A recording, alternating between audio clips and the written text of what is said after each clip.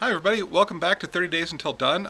We are working on short stories this month, and this is the second actual exercise, the second part of actually writing the story.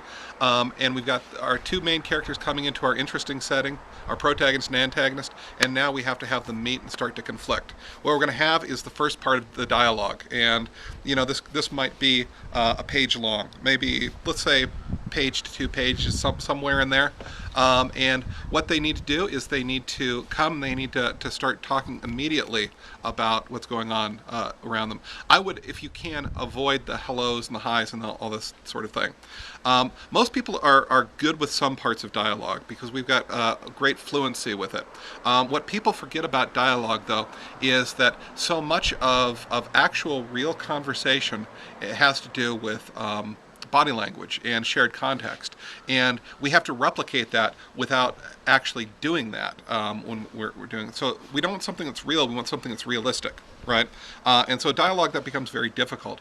The first thing that the first part you're going to have is the conversational stuff. Now, every day when I see people, I say hi, and it takes me about, I don't know, a minute to say hi to people. Just, hey, how you doing? I'm okay. And like all of that whole ritual, it's not actually looking for the information that's coming out of your mouth. Like, how you doing? If you ever ask somebody how they're doing and they actually answer, it's like, you don't want that.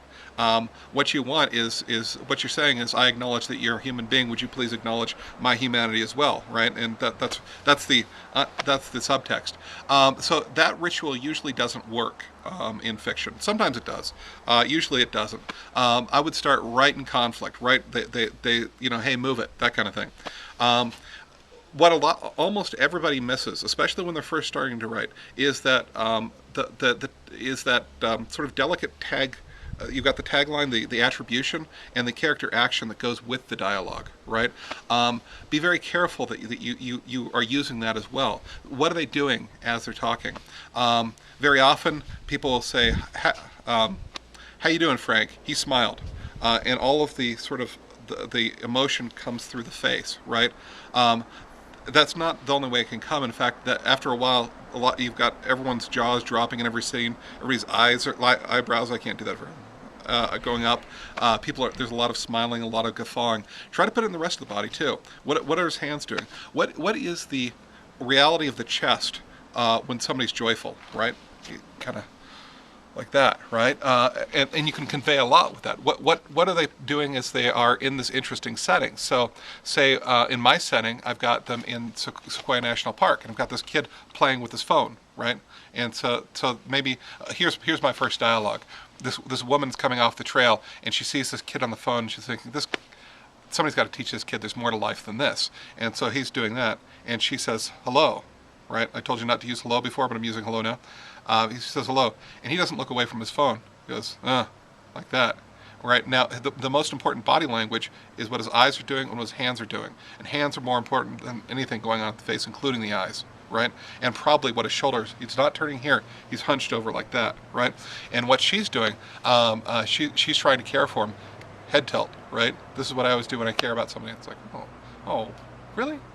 And what am I doing with my backpack? Okay, I'm shifting it.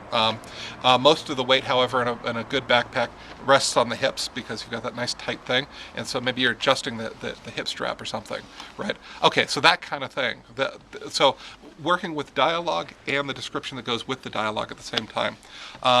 Don't feel that you have to be Hemingway with no dialogue attributions. He's great, but you don't have to be him with no dialogue attributions at all. Don't feel that you have to be Jim Harrison, who's also great, but has no dialogue, right? You can find that whatever mix is right for you. I usually find that a couple of movements at the beginning, 2 or 3 sorts of movements halfway through, and maybe a little bit at the end of a dialogue section, that really does everything for me, right? Kind of like, what is he doing at the beginning? It tells how he's reacting. How he's kind of getting into the dialogue. He's moving away from his phone. It's like, really? And then towards the end, what he's learned from that moment of the scene, right? Maybe he like huffs and brings the phone back up, right? That kind of thing. Okay, so when you're done, post down below, and we'll all comment. We'll talk about how well you're doing and what you can add. All right, I'll see you tomorrow. 30 days till done.